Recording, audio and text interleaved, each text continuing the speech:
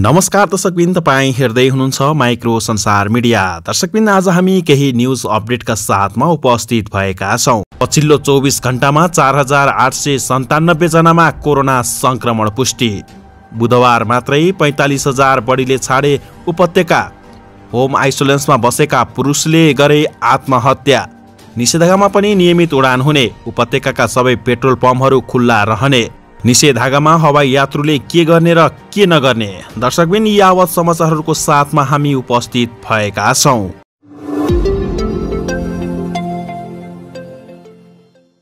चौबीस घण्टामा थप 4897 जनामा कोरोना भाइरसको संक्रमण पुष्टि भएको छ। 13,879 जनाको पीसीआर र 955 जनाको एन्टिजेन परीक्षण गर्दा क्रमशः 4,774 र 123 जना कोरोना संक्रमण पुष्टि भएको हो। यो सँगै नेपालमा सक्रिय संक्रमितको संख्या 30,209 पुगेको छ। काठमाडौँ उपत्यकामा थप 2,047 जनामा संक्रमण पुष्टि भएको छ।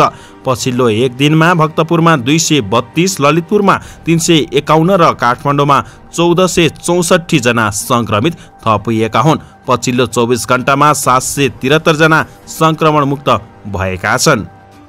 निषेधाज्ञा गर्ने भएपछि उपत्यका छोड्नेको लर्को लागेको छ। कोरोना नियन्त्रणका लागि सरकारले बिहीबार बिहानदेखि निषेधाज्ञा लगाउने भएपछि अघिल्लो दिन हजारौंले उपत्यका छाडेका छन्। महानगरीय ट्राफिक प्रहरी महाशाखाका अनुसार बुधबार बिहान 6 बजेदेखि बेलुका 6 बजेसम्मको अवधिमा 45,075 जनाले उपत्यका छाडेका छन्। महाशाखाका अनुसार मंगलबार 52,000, सोमबार 50,000ले उपत्यका छाडेका छन्। गाउँ फर्किनेको चापले गर्दा केही दिन यता उपत्यका धेरै ठाउँमा ट्राफिक जाम भएको छ। गोर्खामा एक कोरोना संक्रमित पुरुषले होम आइसोलेसनमै आत्महत्या गरेका छन्। गोर्खा नगरपालिका वार्ड नम्बर 14 याङकोटका 36 वर्षीय सुब्बा उप्रेतीले कोठाभित्र सलको पासो लगाएर आत्महत्या गरेको प्रहरीले जनाएको छ। भारतमा कपडा उद्योगमा काम गर्दै आएका उप्रेती गत चैत 26 गते नेपाल आएका थिए। वैशाख 10 गते उनलाई कोरोना पोजिटिभ देखिएको थियो। कोरोना पुष्टि भएपछि होम आइसोलेसनमा बसेका उनलाई गए राति झुन्डिएर आत्महत्या गरेको अवस्थामा कोठाभित्र भेटिएको डीएसपी प्रकाश दाहालले बताएका छन्। पीसीआर जाँच गर्दा रिपोर्ट पोजिटिभ आएपछि परिवारका अन्य सदस्यको पनि स्वाब परीक्षण गरिएको थियो। बाबु, आमा, भाइ, श्रीमती र करिब 1.5 वर्षका छोराको रिपोर्ट भने नेगेटिभ आएको थियो। परिवारका अन्य सदस्यको रिपोर्ट नेगेटिभ र आफ्नो मात्रै पोजिटिभ आएपछि उनी मानसिक तनावमा परेको परिवारका सदस्यले बताएका छन्। कोरोना पुष्टि भएका कारण उनको शव पोस्टमार्टम नगरी व्यवस्थापन गर्ने तयारी भएको डीएसपी दाहालले बताए। नेपाली सेनाले शव व्यवस्थापन गर्ने तयारी गरिरहेको छ। गोर्खा नगरपालिका वार्ड नम्बर 14 मा अहिले 13 जना सक्रिय संक्रमित छन्।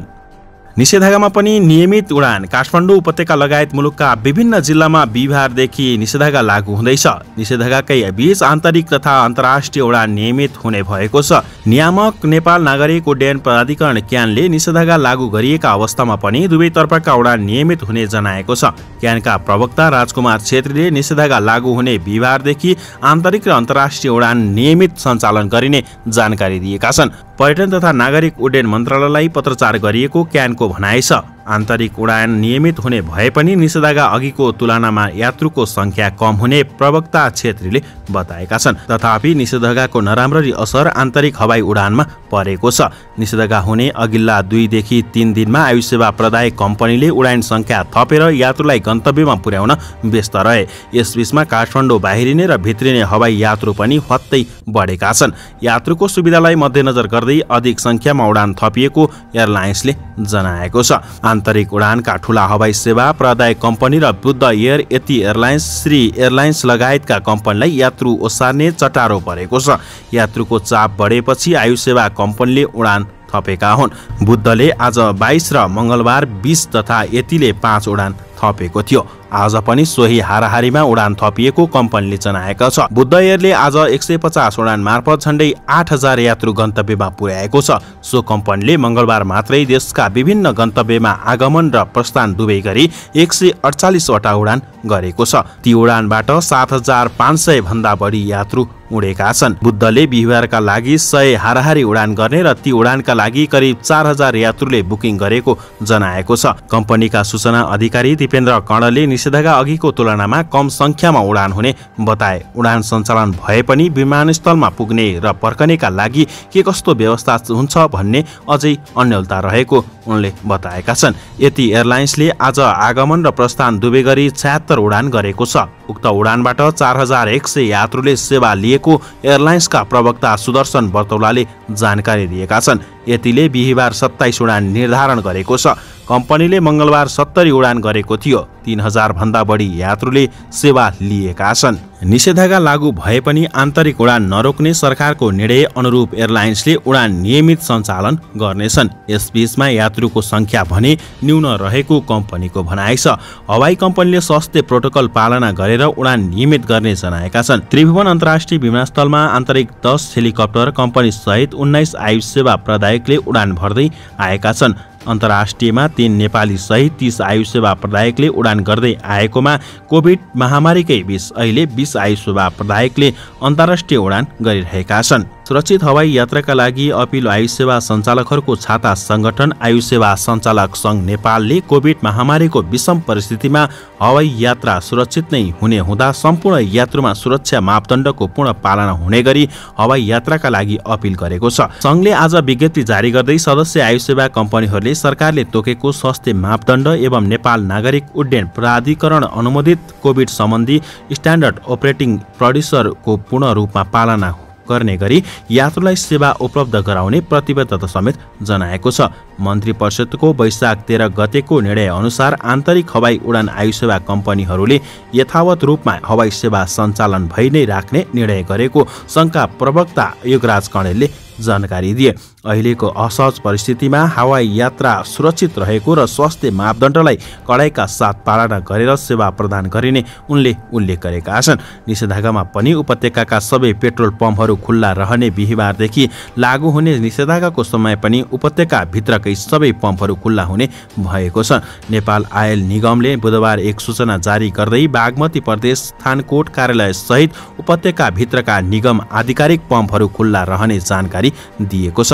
काठमाडौँ, भक्तपुर र ललितपुर तीनवटै जिल्लाहरूमा निषेधाज्ञा जारी भएको अवस्थामा पनि पेट्रोलियम पदार्थको सहज र सरल ढङ्गबाट आपूर्ति तथा बिक्री वितरणको अवस्थामा मिलाउनका लागि निगमले प्रदेश कार्यालय थानकोट डिपो सहित उपत्यकाका सबै पेट्रोल पम्पहरूमा खुल्ला राख्न लागि निगमका प्रवक्ता विनोदमणि उपाध्यायले जानकारी दिएका छन्। निषेधाज्ञामा हवाई यात्रुले के गर्नुपर्छ के पर्दैन? नयाँ भेरिएन्ट सहितको कोभिड नियन्त्रण गर्न सरकारले बिहीबारदेखि जारी गरेको 15 दिनको निषेधाज्ञा आदेशमा आन्तरिक र अन्तर्राष्ट्रिय उडान हुनेछन्। तर जहाजमा चढ्न र ओर्लिने बित्तिकै अब सजिलै ट्याक्सी चढेर गन्तव्य घर वा होटल भने सजिलै जान पाइने छैन। आन्तरिक उडानतर्फ जहाजमा अब पहिले जस्तो फेस सिल्डिङ सहित मास्क सेनिटाइजर अनिवार्य गरिएको छ। प्रत्येक उडानपछि जहाज तथा ब्यागलाई निष्कासित गर्नुपर्नेछ। Check in broken baggage claim प्रतीक्षालयमा हुने भिडभाड रोक लगाइएको छ। जनस्वास्थ्यका मापदण्ड लागू भएका छन्। अन्तर्राष्ट्रिय उडानतर्फ अब नेपालबाट कुनै पनि विदेशीहरूले सजिलै तेस्रो मुलुक जान पाउने छैनन्। बिहीबारदेखि अब कुनै पनि भारतीय वा अन्य मुलुकबाट नेपाल आएकाले अर्को तेस्रो मुलुक विमानस्थलको अध्यागमन कार्यालयमा प्रस्थानको अनुमति पाउने छैनन्। अध्यागमन विभागका निर्देशक झकना ढकालका अनुसार बिहीबारदेखि यो नियम लागू हुनेछ।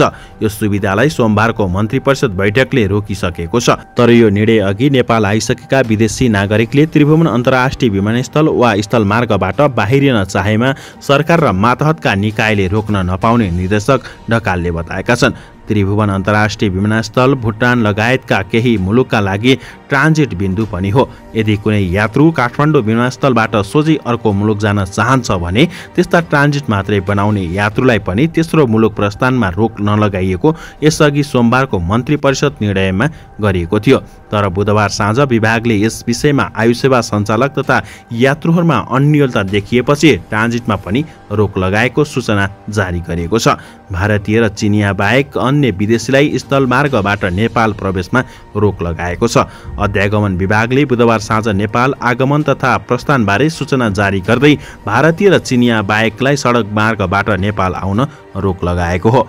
स्थलमार्गबाट नेपाल आउनुपर्ने भारतीय नागरिकले यात्रा गर्नुअघि स्वाब सङ्कलन भएको 72 घण्टाभित्रको कोभिड-19 नेगेटिभ रिपोर्ट देखाउनु पर्नेछ। त्यस्तै 10 दिन अनिवार्य होटल क्वारेन्टाइनमा बस्नुपर्नेछ। स्थानीय प्रशासनलाई यी दुई विषयको प्रमाण देखाएका आधारमा नेपालभित्र भारतीय नागरिकले सडक मार्गबाट प्रवेश पाउनेछन्। सडक मार्ग हुँदै आउने चिनिया नागरिकले पनि 72 घण्टाभित्रको PCR नेगेटिभ रिपोर्ट र नेपाली होटलमा 10 दिन बस्ने बुकिङ देखाउनु पर्नेछ। त्यस्तै त्रिभुवन अन्तर्राष्ट्रिय विमानस्थलबाट काठमाडौँ आउने विदेशी नागरिकले पनि यात्रा गर्नुअघि स्वाब सङ्कलन भएको 72 घण्टाभित्रको कोभिड-19 नेगेटिभ रिपोर्टको प्रमाण अनिवार्य पेश गर्नुपर्नेछ भने 10 दिन अनिवार्य आफ्नै खर्चमा होटल क्वारेन्टाइनमा बस्नुपर्नेछ। त्यस्तै विदेशबाट स्वदेश फर्किने नेपालीले पनि 72 घण्टाभित्रको PCR नेगेटिभ भएको प्रमाण पेश गर्नुपर्ने भएको छ। विमानस्थलबाट सोझै घर जान चाहनेले स्थानीय सरकारको निगरानीमा 10 दिन अनिवार्य होम क्वारेन्टाइन बस्नुपर्नेछ। यदि होम क्वारेन्टाइनमा बस्न नसकिने अवस्था भएमा काठमाडौँमा 10 दिन होटल क्वारेन्टाइनमा बस्नुपर्नेछ।